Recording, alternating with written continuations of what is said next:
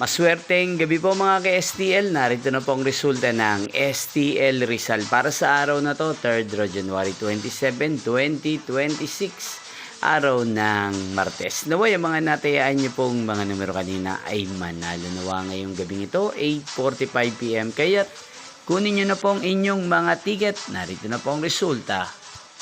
Ang mga numerong nanalo sa STL Rizal ngayong gabing ito, January 27, 2026, 8:45 PM. Third draw result, 36 at 4 in exact order.